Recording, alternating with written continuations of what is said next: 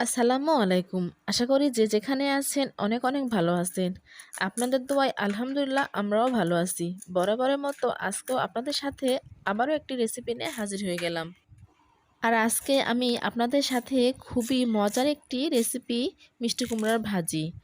আর এই ভাজিটা খুবই সহজ, অল্প সময়ে বানিয়ে নেওয়া যায়। আর এটা গরম ভাত বা রুটি পরোটার সাথে খেতে অসম্ভব মজা হয়।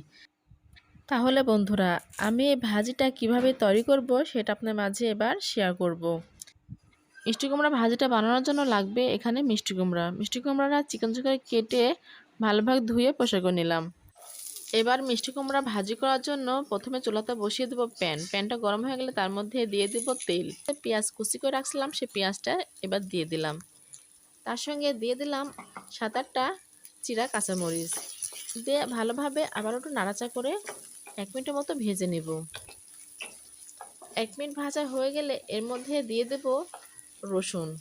আমি এখানে 7-8টা রসুনের কোয়া কুচি করে রাখছিলাম, সেই রসুনটা এবার আমি দিয়ে দিলাম। দিয়ে আবারও একটু নাড়াচাড়া করে নেব। ঠিক এভাবে নাড়াচাড়া করে কিছুক্ষণ ভেজে নেব। এবার এই পর্যায়ে দিয়ে দেব একটা তেজপাতা মাঝখান দিয়ে চিড়ে দিয়ে দিলাম। তার সঙ্গে দিয়ে দিলাম 1 চামচ আস্ত জিরা। দিয়ে আবারও একটু নাড়াচাড়া করে ভেজে নেব। যতক্ষণ না পেঁয়াজটা ব্রাউন কালার হয়ে আসবে ততক্ষণ এভাবে নাড়াচাড়া করে সময় নিয়ে ভেজে নেব। চুলার জাল মিডিয়াম বা লো হিটে রেখে আমি এটা ভেজে নিচ্ছি। হাই হিটে রেখে ভাজলে পেঁয়াজটা পুড়ে যাবে এবং খেতে তিতা লাগবে। এই পর্যায়ে দিয়ে দিলাম 1 চামচ ধনিয়া গুঁড়া, 1 চামচ হলুদ গুঁড়া। দিয়ে আবারও নাড়াচাড়া করে সময় নিয়ে ভেজে নেব। আমরা মিষ্টি কুমড়াটা খেতে অনেকে পছন্দ করি না।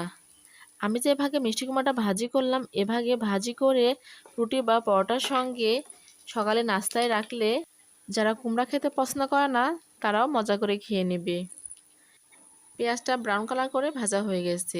এই পর্যায়ে দিয়ে দিব কেটে রাখা কুমড়া। এখানে আমি কেটে রাখছিলাম চিকন চিকন করে, সেই কুমড়াটা এবার আমি পেঁয়াজ মরিচের মধ্যে ঢেলে দিলাম। এবার এটা হাতের সাহায্যে ভালোভাবে নাড়াচাড়া করে মিষ্টি কুমড়াটা পেঁয়াজ মরিচের সঙ্গে মিশিয়ে নেব। আমি এখানে কুমড়া ভাজিতে পানি ব্যবহার করব না। আমি ঠিক এভাবে নাড়াচাড়া করে চুলার জাল মিডিয়ামে রেখে কুমড়াটা ভাজি করে নেব। আমি যদি কুমড়া ভাজিতে পানি ব্যবহার করি তাহলে কুমড়া ভাজিটা নরম হয়ে যাবে, ঘাটা ঘাটা হয়ে যাবে, খেতে ভালো লাগবে না। আমি ঠিক এভাবে ঢাকনা দিয়ে ঢেকে 5 মিনিটের মতো রান্না করব। 5 মিনিট পর ঢাকনা উঠে আমি আবারও নাড়াচাড়া করে দেব। ঠিক এভাবে নাড়াচাড়া করে সময় নিয়ে আমি কুমড়াটা ভেজে নেব। এই পর্যায়ে দিয়ে দেব 1 চামচের মতো লবণ। লবণটা দিয়ে আমি আবারও নাড়াচাড়া করে নিলাম। ঠিক এভাবে কুমড়াটা ভাজি করলে কুমড়াটা ঝরঝরা হবে, খেতে ভালো লাগবে। নাড়াচাড়া করে আমি আবারও ঢাকনা দিয়ে ঢেকে 2 মিনিটের মতো রান্না করব। 2 মিনিট পর ঢাকনা উঠিয়ে নিলাম। উঠিয়ে আবারও নাড়াচাড়া করে দেব। দেখব নিচে লেগে গেছে কিনা। আমার কুমড়া ভাজিতে নিচে লেগে গেছে কিনা সেটা আমি আবারও চেক করে দেখব। নিচে লেগে যায়নি। কুমড়া ভাজিটা অনেক সুন্দর হয়ে ভাজা ভাজা হয়ে আসছে। আমার কুমড়া ভাজিটা 70% মতো সিদ্ধ হয়ে গেছে। ঠিক এভাবে নাড়াচাড়া করে কিছুক্ষণ আবারও ভেজে নেব। এই পর্যায়ে আবারও ঢাকনা দিয়ে ঢেকে আমি 3 মিনিটের মতো রান্না করব। 3 মিনিট পর আবারও ঢাকনা উঠে নাড়াচাড়া করে দেব। আমি আজকে কুমড়া ভাজিটা ঠিক এভাবে ঢাকনা দিয়ে ঢেকে নাড়াচাড়া করে আবারও ঢাকনা দিয়ে ঢেকে রান্না করব।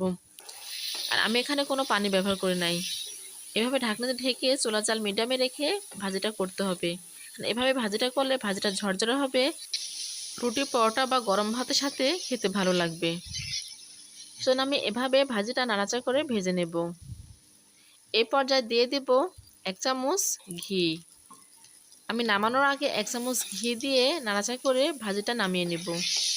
কারণ নামানোর আগে ঘিটা ব্যবহার করলে ঘির একটা ফ্লেভার থাকে, সেই ফ্লেভারে ভাজিটা খেতে বেশি ভালো লাগে। খুবই অল্প সময়ে মজার একটি মিষ্টি কুমড়া রেসিপি কীভাবে বানানো যায় সেটা আপনার মাঝে শেয়ার করলাম। আমি মনে করি আপনাদের সবার ভালো লাগবে। আমার আজকের রেসিপি যদি ভালো লাগে তাহলে বন্ধুরা লাইক কমেন্ট শেয়ার এবং সাবস্ক্রাইব করবেন। সাবস্ক্রাইব করে আমার চ্যানেলের পাশে থাকবেন, আমি যেন আবারও নতুন নতুন রেসিপি নিয়ে আপনাদের মাঝে হাজির হতে পারি। আমার আজকে মিষ্টি কুমড়া ভাজি রেসিপিটা কেমন হয়েছে আমাকে কমেন্ট বক্সে কমেন্ট করে জানাতে ভুলবেন না। সবাই ভালো থাকবেন, যে যেখানে আছেন সুস্থ থাকবেন। সবার সুস্বাস্থ্য কামনা করে আজকের মতো বিদায় নিচ্ছি। আবারও হাজির হয়ে যাব নেক্সট টাইমে নতুন কোনো রেসিপি নিয়ে। আল্লাহ হাফেজ।